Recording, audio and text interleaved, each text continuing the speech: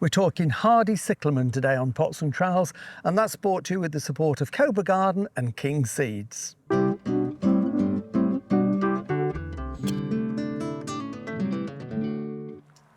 Hello and welcome to Pots and Trowels. Well, here we are now, just about the end of the first week in February, and the days are gradually starting to lengthen now, which is lovely. We're getting that little bit extra at the beginning and at the end of the day, and it feels as if the garden is just very slowly starting to wake up after winter. Still not in spring yet, but it feels like it's not that far away, and certainly the grass is really green and lush and getting ready for a trim, I think. But what I want to do is just add a little bit of colour for the future that will always look good through February and into March, to try and get that all-round interest in the garden. And the way I'm going to do it in this bed is to put some bulbs in, and bulbous plants like these, and these are one of the hardy cyclamens. Cyclamen come in all different shapes and sizes. We get the ones we grow as house plants that aren't hardy, but these are truly hardy. These are cyclamen coum, and these naturally would come from sort of areas of the Crimea, northern Turkey, that sort of part of the world where they just naturalise and make big swathes of them, and they are absolutely amazing. These are hybrids. These are part of a new range of cyclamen coum called Siberia. This one is dark rose and this one is rose silver, because it's got that lovely silvery marbling sheen on the leaf, and they spread really well. They make a great ground cover, and I've seen people planting them under trees and shrubs, and they just spread and make a carpet after a few years. I've seen them actually in a lawn, in a big lawn where they've naturalised in a lawn, and they flower at this time of the year, and then they die down and you can mow the lawn. Not too short, but you can still mow the lawn. And these have a long flowering period. If I put that one down, we can see on this one here, this one, they produce their seed pods, and that is one that has finished flowering. If I now just pull that flower off, once they've flowered, and we can see this one here, we've got a little flower bud just about to open, so they're unfurling. Then we've got all of these in flower, and when they flower, they produce I've dropped it down there and I can't find it. They produce a seed pod like this, so that is where the flower has gone. And then, if I can just find that little bit down there, you can see what happens is eventually the seed pod stalk coils it up like a spring and bends down to the floor, and then when the seeds are ripe, that bursts open and the seeds pop out. And most cyclamen have this sort of habit of distributing their seeds, and it's a great way for them to spread. So this is a perennial. It's got a corm or a tuber. It will come back every year and get bigger, but we're also going to get the benefit of these seedlings. So what I want to do is put some of them in this area just here, and this bed was planted just about a year ago, so it's only just starting to get going, and I've put quite a few plants in here that have winter colour.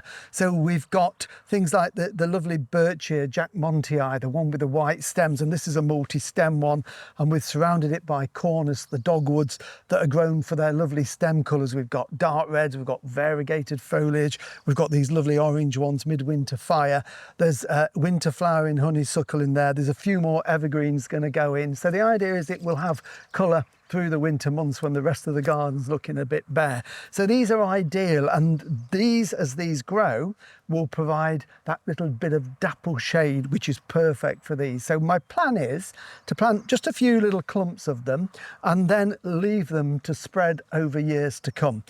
So these are the plants. So what I've done, I've just spread a little bit of mulch on the ground because the soil is a little bit clay. It's not a heavy clay, but I just want to give these a good start, and this will help with the drainage and create that sort of lovely moisture retention in the summer. So I'm just working that round and forking it in like that, and that will benefit the other plants, of course, as well. And then what we can do is just pop the fork in, get some of these. So what I'm going to do is put a group of one colour here and a group of one colour there, and then let them spread. So I've got 6 in this pack here, which were very reasonably priced. Now you'll be able to buy the plants at this time of the year, but you can also grow these from seed. So, you know, if you buy yourself a packet of seed, it's going to be at least a year before you get a plant that big, but worth a go. And when we plant these, we never plant them too deep, because in there is our little tuber there. Okay, so that needs to be pretty much just sitting at ground level. We don't plant them deep, it will kill them. That needs to be almost at ground level. So we're going to pop one in there, and then another one just sort of there, so that these will then spread together to make a lovely carpet and give us masses of flowers. So about there. So just when planting, just bear in mind, not too deep. I'm just going to gather those flowers together and just take out a shallow hole, position it in, and then we can feed that soil round and just lightly firm it. It's better to be slightly proud of the soil than too deep with these, because we will probably be adding more mulch as the years go on. So we'll put the one in at the back there.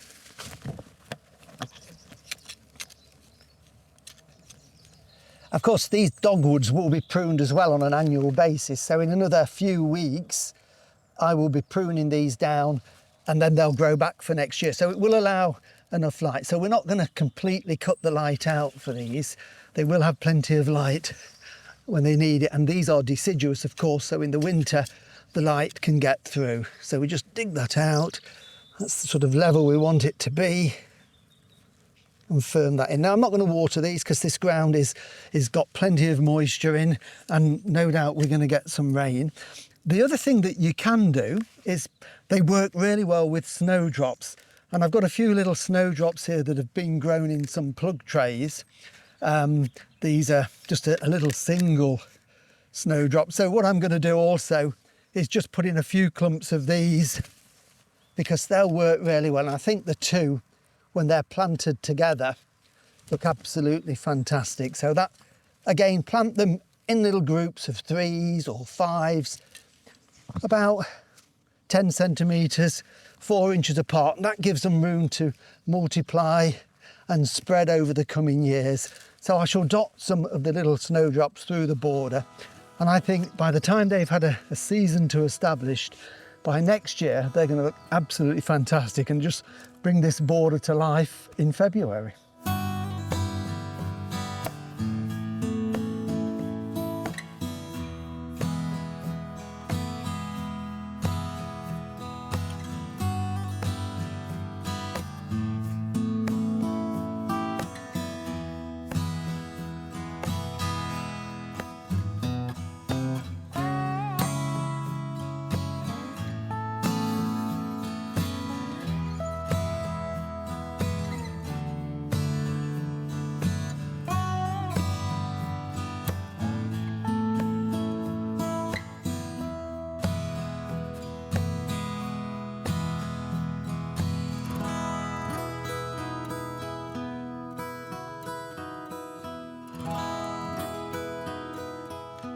And of course, we always want to finish by taking out the footprints like that.